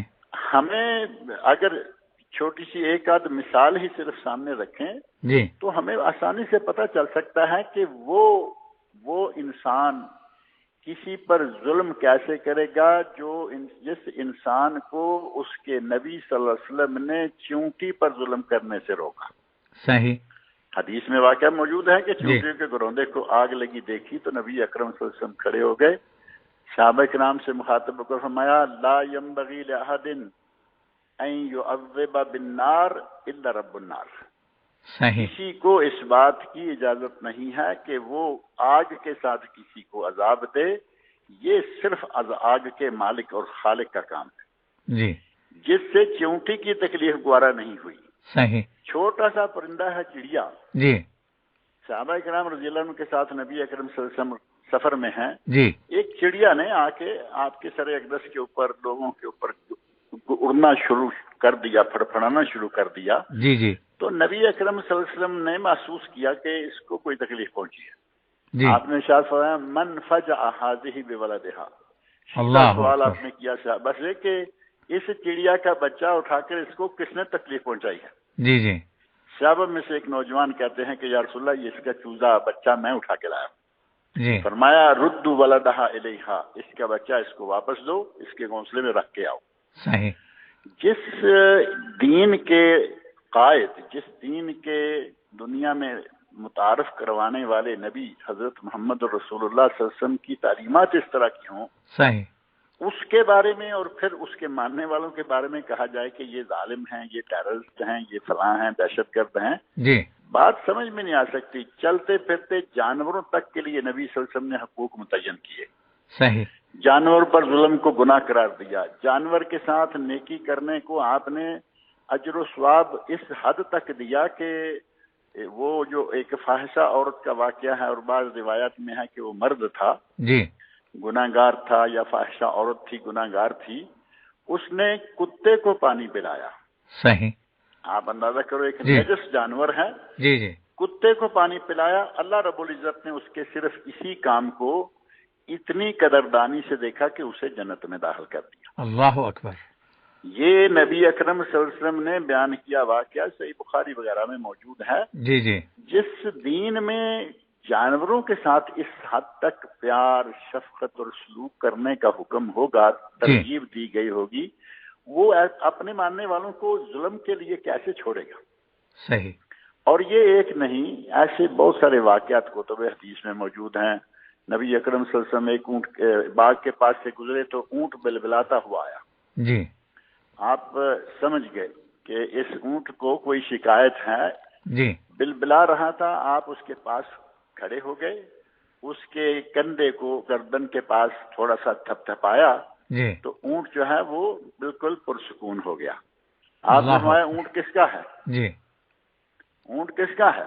جی تو بتایا گیا کہ فلاں کا ہے، بلایا گیا تو کہا تیرے اونٹ نے مجھ سے شکایت کی ہے، جی انکا تجیعہ وتدعبہ، تو اسے بھوکا رکھتا ہے اور اس سے کام زیادہ لیتا ہے۔ سبحان اللہ۔ اللہ رب العزت نے تمہیں اس کا مالک بنایا ہے، اس سے کام بھی لو اور اس کی روٹی روزی، اس کے دانے دن کے کبھی خیال رکھو۔ اب جس دین میں اس حد تک جانوروں کے حقوق، اسلام اگر میدان جنگ میں جی کوئی تیر تلوار اٹھائے ہوئے عورت نہ آئے جی جی تو نبی صلی اللہ علیہ وسلم نے فرمایا کہ عورتوں کو قتل مت کرو، جی بچوں کو قتل مت کرو۔ اب دیکھیں جنگ کا بھی ایک اخلاقی ضابطہ مقرر کر دیا ہے، صحیح صحیح۔ عورتوں کو مت قتل کرو، بچوں کو مت قتل کرو، راہب جو اپنے معبدوں میں موجود ہیں ان کو قتل مت کرو، حتیٰ کہ اگر کوئی راہب یا کوئی عورت میدان میں تمہارے مقابلے میں آ جائے تو پھر ٹھیک ہے، صحیح، ورنہ نہیں۔ جی جی جی ایک عورت کو آپ نے میدان جہاد میں مقتول حالت میں دیکھا تو آپ بہت سخت ناراض ہوئے اور آپ نے منع کر دیا جی کہ عورتوں کو قتل نہ کیا جائے، بچوں کو قتل نہ کیا جائے، بوڑھوں کو قتل نہ کیا جائے، راہبوں کو قتل نہ کیا جائے۔ جی جی جی کس طرح اس اسلام میں ظلم کو روا رکھا جا سکتا ہے اور مسلمان ظالم کیسے ہو سکتے ہیں؟ صحیح۔ قمر منیر صاحب، اسلام کے بارے میں مثبت، منفی، دلاویز اور نفرت انگیز ہر طرح کے تبصرے، دعوے، پروپیگنڈے دنیا بھر میں چل رہے ہیں۔ مسلمانوں اور غیر مسلموں کو دین حق کا صحیح تصور کس طرح پہنچایا جائے، کس طرح سے انہیں آگاہ کیا جائے کہ دین حق یہ ہے؟ ڈاکٹر صاحب، بات یہی ہے کہ جو دین حق ہے اپنی جگہ پر وہ بالکل صاف ستھرا اور بہترین دین ہے، اللہ رب العزت کا پسندیدہ دین ہے۔ جی، اور اللہ رب العزت نے اسی دین اسلام کے بارے میں رضیت لکم الاسلام دینا، صحیح، میں نے تمہارے لیے دین اسلام کو پسند کر لیا ہے۔ صحیح، اللہ کا ہمارے لیے پسندیدہ دین، اور اس دین کے خد و خال اگر لوگ صحیح طور پر بیان کریں جی اور صحیح طور پر اپنائیں جی تو لوگوں میں، چاہے وہ جاہل مسلمان ہوں جی یا کافر ہوں، جی جی یقیناً اسلام کا جو اصل چہرہ ہے وہ ان کے سامنے آ سکتا ہے۔ صحیح، اب ہمارا پرابلم یہ ہے کہ ہم مسلمان کہلواتے ہیں، لیکن بہت سارے ہمارے اپنے لوگ ہیں کہ وہ کہلواتے تو مسلمان ہیں لیکن کوئی کام مسلمانوں والا نظر نہیں آتا۔ صحیح، اب اس آدمی کو دیکھ کر کوئی کیا متاثر ہوگا؟ اسی طرح جو اسلام کی تبلیغ اور دعوت کے میدان میں کام کر رہے ہیں لوگ، جی جی وہ اگر قرآن و سنت سے لے کر نبی اکرم صلی اللہ علیہ وسلم کی سیرت طیبہ کو سامنے رکھ کے، جی صحابہ کرام کے کردار کو سامنے رکھ کے لوگوں کے ساتھ بات کریں، جی مسلمانوں کے ساتھ بات کریں، کافروں کے ساتھ بات کریں، بات میں وزن ہوگا یقیناً کہ یہ لوگ اسی طرح کے ہیں اور یہ دین ایسا ہے۔ جی جی ایسے بے شمار واقعات ہمارے یہاں، خاص طور پر سعودی عرب کے اندر رہتے ہوئے جی بے شمار واقعات ہمیں ایسے لگتے ہیں کہ کوئی اذان سن کر مسلمان ہو رہا ہے، صحیح، کہتا ہے کہ اذان جب جب ہوتی تھی میرے دل کے اندر اس طرح ہوتا تھا۔ جی اور جو آپ کے نے ایک کتاب اس سلسلے میں شائع فرمائی ہے کہ لوگ جو مسلمان ہوئے وہ کیسے کیسے مسلمان ہوئے، جی آپ تو بہت سارے واقعات خود آپ نے نقل کیے ہیں۔ اسلام کا صحیح چہرہ جو ہے وہ یا تو مسلمان پر نظر آ رہا ہو، لوگ متاثر ہوں گے، جی یا پھر اسے قرآن و سنت کی روشنی میں لوگوں کے سامنے بیان کیا جائے، صحابہ کرام کا کردار، ان کی عظمتیں لوگوں کے سامنے رکھی جائیں، تو اسلام کا چہرہ یقیناً لوگوں کے سامنے آ سکتا ہے، لوگوں کو متعارف کروایا جا سکتا ہے۔ رہا یہ کہ کچھ لوگ اسلام پر، جو آپ نے فرمایا کہ کچھ لوگ منفی رنگ میں اسلام کو لیتے ہیں اور اس کے خلاف کچھ بیانات یا کچھ کرتے ہیں، جی جی یہ کافروں کو تو مان لیتے ہیں کہ وہ تو کریں گے کیونکہ وہ صحیح، مسلمان نہیں ہیں۔ صحیح، ہمارے اپنے کچھ مسلمان ایسے ہیں کم عقل، جو اسلام کو خود نہیں سمجھتے اور اسلام کو ناقص یا اسلام پہ کسی نہ کسی طرح کا کوئی نہ کوئی حملہ کہیں نہ کہیں سے کرتے ہیں۔ جی اصل میں یہ جن کو علمانی کہتے ہیں نا، جی جی مسلمان ہونے کے باوجود دین سے بہت دور لوگ ہیں. کچھ عرصہ پہلے کسی صاحب نے کہہ دیا تھا، کہا کہ اسلام فرسودہ دین ہے. جی آج کے دور میں یہ آج کے موجودہ ترقی یافتہ دور کا یہ ساتھ نہیں دے سکتا. اب یہ کہنے والا بھی کوئی عام سا آدمی نہیں تھا، بڑا لیڈروں میں شمار ہونے والا لیڈر تھا. جی اور اس کی اس بات کو اگر تھوڑا سا غور سے دیکھیں کہ آج کے ترقی یافتہ دور کا ساتھ نہیں دے سکتا. آج دنیا کا کوئی ملک ایسا نہیں ہوگا جہاں بھوک نہ ہو. صحیح. بڑے بڑے مالدار ملک بھی ہیں، وہاں غریب لوگ بھوکوں مرنے والے بھی موجود ہیں. صحیح.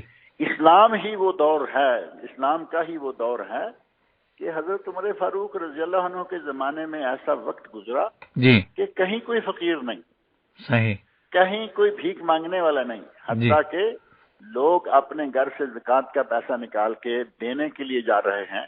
جی اس وقت وہ آج کا سسٹم، وہ چیک نہیں تھا اور نوٹ نہیں تھے.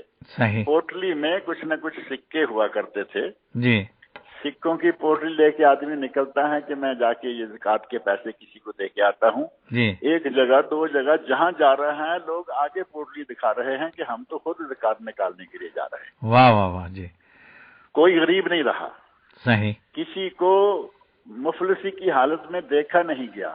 جی اور وہ نظام جس کو آج کوئی کہے کہ یہ فرسودہ ہے، جی یہ وہی نظام ہے کہ جس نظام کو نافذ کیا گیا تو یہ نتیجہ نکلا کہ کہیں غربت نہیں رہی. جی اور اسی نظام کو اگر آج نافذ کیا جائے جس کو فرسودہ کہہ کے پیچھے کرنے کی کوششیں کی جاتی رہیں اور کی جا رہی ہیں، آج بھی اگر کہیں صحیح طور پر اسلامی نظام کو نافذ کیا جاتا ہے تو یقیناً اسی طرح کا موسم، اسی طرح کا دور دوبارہ بھی آ سکتا ہے. بلا شبہ.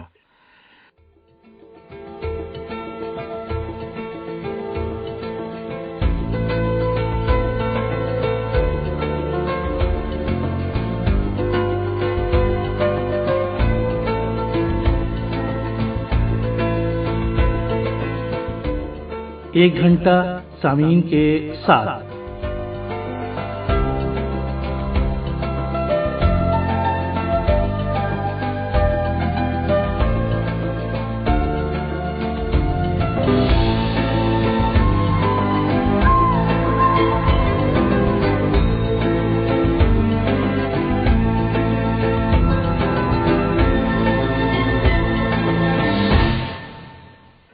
شیخ محمد منیر قمر صاحب، ایک سوال یہ ہے کہ یہ درست ہے کہ نبوت و رسالت کا سلسلہ بند ہو چکا ہے؟ پیغمبر اعظم و آخر محمد مصطفیٰ صلی اللہ علیہ وسلم کے بعد اب کوئی نبی یا کوئی رسول نہیں آئے گا، تاہم اقوام عالم کی رنگا رنگی، زمان و مکان کی تبدیلی اور ملکی و قومی مزاج کی رعایت، داعیان کرام اور دعوتی لٹریچر کی ناگزیر ضرورت ہے. اس حوالے سے آپ سامعین کو کیا روشنی دیں گے کہ زمان و مکان کا لحاظ سے داعیان کرام اور اسلامی لٹریچر تیار کرنے والے کس انداز سے کریں؟ ڈاکٹر صاحب، یہ تو بالکل صحیح ہے کہ نبوت کا سلسلہ ختم ہو گیا، نہ کوئی نبی نہ کوئی رسول. نبی اکرم صلی اللہ علیہ وسلم ارشاد فرما گئے، جی انا خاتم النبیین ولا نبی آبادی. صحیح. میں آخری نبی ہوں، میرے بعد کوئی نبی نہیں ہوگا. جی. اور حضرت عمر فاروق رضی اللہ عنہ کی شان میں ایک حدیث ملتی ہے، جی نبی صلی اللہ علیہ وسلم ارشاد فرماتے ہیں لو کان بعدی نبی، جی لو کان بعدی نبی لکان عمر. جی اگر میرے بعد کسی نے نبی ہونا ہوتا تو عمر نبی ہوتے. جی لیکن چونکہ کوئی نبی ہونا نہیں لہذا عمر نبی ہو نہیں سکتے اور نہ وہ ہوئے. جی صحیح. اب اس کے بعد ایک بات یہ کہ نبوت کا سلسلہ تو ختم ہو گیا، لیکن نبی اکرم صلی اللہ علیہ وسلم نے ایک حدیث میں ایک پیشن گوئی فرمائی تھی، جی کہ 30 دجال، 30 کذابون، جی دجالون سامنے آئیں گے. جی ان میں سے واقعتاً دجالوں کا سلسلہ جو ہے وہ جھوٹے مدعیان نبوت، جی ان کا سلسلہ شروع ہو گیا. نبی صلی اللہ علیہ وسلم کے عہد مبارک میں ہی مسیلمہ کذاب نے نبوت کا دعویٰ کر دیا. صحیح.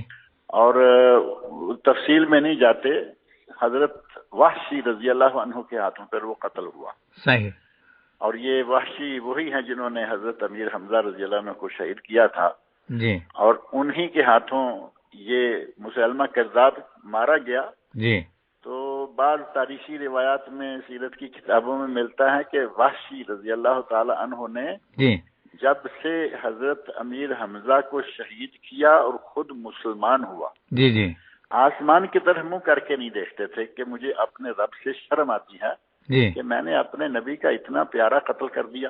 جی جی اور جس وقت اس کو مسلمہ کذاب کو قتل کیا تو اسی وقت قتل کرتے ہی آسمان کی طرف منہ کر کے کہا، یا اللہ میں نے تیرے نبی کا پیارا قتل کیا تھا، شرمسار تھا، آج تک میں نے کبھی اوپر منہ نہیں کیا، آج میں نے تیرے نبی کا دشمن قتل کر دیا.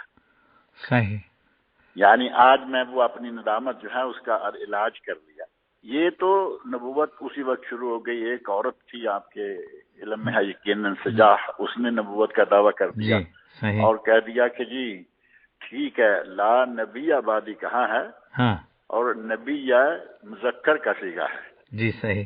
کہ میرے بعد کوئی مرد نبی نہیں آئے گا. یہ تو نہیں کہا کہ عورت نبی نہیں آئے گی. جی جی اس نے اپنا راستہ سیدھا کر دیا. صحیح صحیح صحیح. اور پھر بعد میں ہمارے دور جانے کی کیا ضرورت ہے، ہمارے ہندوستان میں، جی بھارت میں کہہ لیں یا ہندوستان میں کہہ جی لیں، جی جب جی متحدہ ہندوستان تھا جی جی تو پنجاب کے ایک شہر قادیان میں مرزا غلام احمد قادیانی، جی اس نے نبوت کا دعویٰ کر دیا.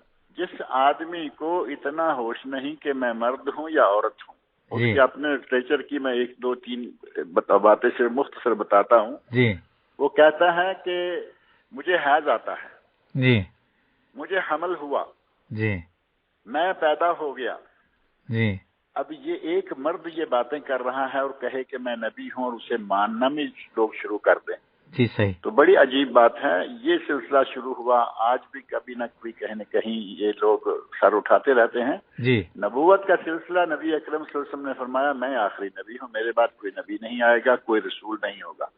صحیح. لیکن جہاں تک معاملہ آپ نے ذکر فرمایا نا کہ جی اس وقت زمان و مکان کے حساب سے جی لٹریچر کی تیاری کے لیے کیسے ہوگا، جی جی تو ظاہر ہے کہ عربوں میں جو بیماریاں ہیں، جی عربوں میں جو برائیاں ہیں، جی اگر وہ باتیں ہم ہندوستان پاکستان میں بنگلہ دیش میں لکھیں گے جی اور ان لوگوں کو پہنچائیں گے تو کوئی خاطر خواہ فائدہ نہیں ہوگا، کیونکہ بلا وہاں تو شبہ. وہ چیزیں ہیں نہیں. صحیح. اور جو چیزیں ہندوستان میں ہیں، جی پاکستان میں ہیں، بنگلہ دیش میں ہیں، جو خرافات ہیں، جو بدعات ہیں، جی جو شرکیات ہیں، جی وہ ہم یہاں عربی میں لکھ کے بیان کریں گے تو کوئی خاطر خواہ فائدہ نہیں ہوگا. صحیح. البتہ ان کو ہم اردو میں لکھیں گے، بنگالی میں لکھیں گے، انگلش میں لکھیں گے تو ہمارے لوگ چونکہ ان زبانوں کو جاننے والے ہیں. صحیح. یہی ہونا بھی چاہیے کہ ہمیں یہ نہیں کہ جس طرف بھی رجحان گیا ادھر ہی لکھنا شروع کر دیا. جی ہاں، ایک آدمی اگر کچھ کاروباری نقطہ نظر سے لکھے تو وہ لکھتا رہے، صحیح. لیکن اصل بات یہ ہے کہ علاقے کا خیال رکھتے ہوئے اور وقت کی ضرورت کیا ہے جی اس کا خیال رکھتے ہوئے لکھا جانا چاہیے. صحیح. اور جہاں تک کہ زمان کا اور مکان کا تعلق ہے، خاص طور پر مکان کا، جی وہ ہمارے پاک و ہند کے جو ماحول میں چیزیں فٹ آتی ہیں جی ان چیزوں پہ اہل علم لکھ رہے ہیں اور بہت سارا لکھ کے گئے ہیں. عرب لوگ اپنے طور پر جو کچھ ہے وہ لکھ رہے ہیں، لکھ کے گئے ہیں، اور یہ سلسلہ انشاءاللہ تعالی جاری رہے گا. جو دعوت و ارشاد کے میدان میں یا تبلیغ کے میدان میں لوگ کام کر رہے ہیں، ان میں ظاہر ہے کہ ہر آدمی ایک ہی لیول کا نہیں ہے. کچھ لوگ نئے ہیں، کچھ بڑے پرانے ہو کر سنجیدہ تجربہ کار ہو چکے ہیں، جی اور خاص طور پر جن لوگوں کا اس میدان میں کچھ حصہ ہے اور کچھ عرصہ سے کام کر رہے ہیں، وہ بات کو سمجھتے ہیں کہ کس بات کو کہاں کرنا مناسب ہے جی اور کس موضوع پر لکھنا مناسب ہے. جی وہ اپنے موضوعات کو وقت کی ضرورت، حاجت اور جی لوگوں کی ضرورت کو دیکھتے ہوئے لکھتے ہیں، اور ایسا ہی ہونا چاہیے. صحیح. اب اگر شوال کے مہینے میں ڈاکٹر صاحب جی شوال یا ذوالقعدہ کے مہینے میں رمضان المبارک کے مسائل بیان کرنا شروع کر دے کوئی اپنے درسوں میں، صحیح صحیح. یا اس موضوع پر چھوٹے چھوٹے آرٹیکل لکھ کے اخباروں میں دینا جی شروع جی کر جی دے صحیح تو کیا بے وقت کی راگنی نہ کہیں گے؟ صحیح صحیح. یعنی جس کا جو وقت ہے اس وقت کو دیکھتے ہوئے لکھا جائے، اس وقت کو دیکھتے ہوئے کہا جائے. صحیح. اگر درس و تقریر ہے تو موقع مناسبت دیکھ کر، اور اگر تحریر، تصنیف، تالیف ہے تو موقع مناسب دیکھ کر ہونی چاہیے، اور اس کا بہت فائدہ ہوتا ہے. صحیح. اگر میدان کے دعوت کے میدان میں کام کرنے والے لوگوں کو یہ تجربہ ہے کہ اگر آپ وقت کو دیکھتے ہوئے، جگہ کو دیکھتے ہوئے مناسب بات کہیں گے، مناسب چیز لکھیں گے جی تو وہ بہت مؤثر ہوگی. بلا شبہ. جی. اگر کہیں بھی لکھنا شروع کر دیں گے تو وہ بات ہے کہ وقت بھی ضائع کریں گے. جی.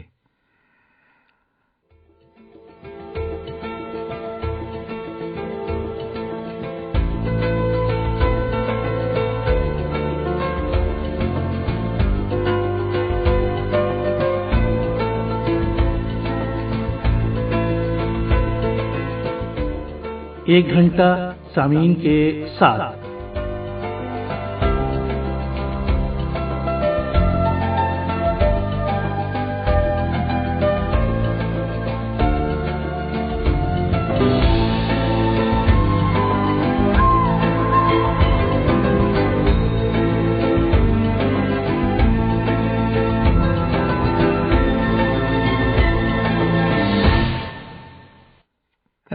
شیخ محمد منیر قمر صاحب، سوالات تو بہت ہیں. آخری سوال میں کرنا چاہوں گا، وقت محدود ہے، کہ عصر حاضر میں لوگوں کے پاس وقت بہت کم ہے، ابلاغی ترغیبات کا میلہ لگا ہوا ہے. ایسے عالم میں مختلف المزاج لوگوں کے ذوق اور ضرورت کو مد نظر رکھ کر جدید وسائل سے استفادہ اسلامی لٹریچر کے حوالے سے کس قدر ضروری ہے؟ آپ نے دارالسلام کے حوالے سے بھی تذکرہ کیا تھا کہ الیکٹرانک میڈیا. جی الیکٹرانک میڈیا پر بھی توجہ ہے. جی میں اس سلسلے میں ڈاکٹر صاحب یہ کہنا چاہوں گا، اور میں موقع بموقع اپنے حلقے میں اپنے احباب سے یہ کہتا رہتا ہوں جی کہ موجودہ جو نیٹ ہے نا، نیٹ کہیں تو اس میں سارا الیکٹرانک میڈیا آ گیا. صحیح. یہ نیٹ ہمارے لیے بہت بڑی رحمت بھی ہے اور اسی وقت یہ بہت بڑی زحمت بھی ہے. صحیح. نیٹ ہمارے لیے دو دھاری تلوار ہے. جی. اگر اس سے اچھا کام لیں تو بہت ہی مفید چیزیں ملتی ہیں، اور اگر اس کو غلط رنگ میں بٹن دبا لیں تو اس میں بہت برائیاں بھی پائی جاتی ہیں. صحیح. آج آپ کے سامنے نیٹ میں اتنی چیزیں موجود ہیں کہ کبھی کبھی میں کہتا ہوں کہ ہزاروں لائبریریاں آپ اپنی جیب میں لیے پھرتے ہیں. صحیح بلا شبہ. اب وہ ہزاروں لائبریریاں جیب میں آپ کے موبائل میں ہیں. صحیح. اور جس کا نام لکھیں گے، جس مکتبے کا نام لکھیں گے، جس کتاب کا نام لکھیں گے، وہ آ جائے گی. جی. آپ کے سامنے کھل جائے گی. کمپیوٹر میں کھولیں، موبائل کی اسکرین پر کھولیں. ہمیں آج یہ نہیں کرنا چاہیے کہ یہ چونکہ نئے دور کی ایجاد ہے، یہ فلاں ہے، یہ فلاں ہے. کتاب کی اہمیت کو کبھی بھی نظر انداز نہیں کیا جا سکتا. صحیح. کیونکہ کتاب اپنی جگہ ایک مستقل چیز ہے. صحیح. لوگ کبھی کبھی جی کہاں رہا. کتابوں کا زمانہ آج بھی ہے، اور اس کی میں چھوٹی سی ایک مثال دیتا ہوں. آپ اپنے موبائل پہ، اپنے کمپیوٹر میں کام کر رہے ہیں جی، اور آپ نے کوئی لائبریری کی کچھ کتاب کھولی ہوئی ہے، بجلی بند ہو گئی، آپ کا سارا کچھ گیا. صحیح. بجلی چل رہی ہے، آپ کا کمپیوٹر جو ہے وہ بند ہو گیا. کہیں گے جی سسٹم فیل ہو گیا. سسٹم فیل ہو گیا ہے، بند ہو گیا. آپ کی لائبریری میں آپ شیلف ہیں، کتابوں سے نہ ان پہ بجلی کا اثر ہے، جی، نہ ان پہ کوئی فیل ہونے کا اثر ہے. جب چاہیں آپ جس کتاب کی طرف چاہیں شروع کر سکتے ہیں. گرچہ یہ تھوڑی سی بھاری، تھوڑی سی محنت طلب چیز ہے، لیکن پائیدار چیز ہے. صحیح. لیکن اس کا معنی یہ بھی نہیں ہے کہ ہم اس کو چھوڑے ہی نہیں. کتاب کو ہمیں جدید دور میں جو چیزیں سامنے آ رہی ہیں ان سے استفادہ کرنا چاہیے.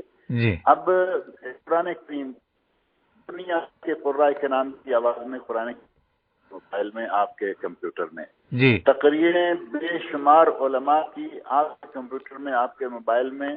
لیکن ضرورت ہے کہ تقریروں کو تھوڑا چھان چھپٹ کے لیا جائے.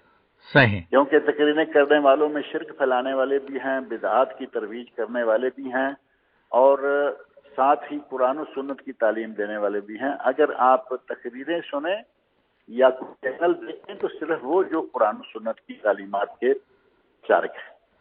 یہ نہیں ہے کہ وہ ہر وقت آپ کو مزار دربار دکھاتے رہیں، ہر وقت آپ کو قبوری نظام کے اوپر لیے چلے جائیں.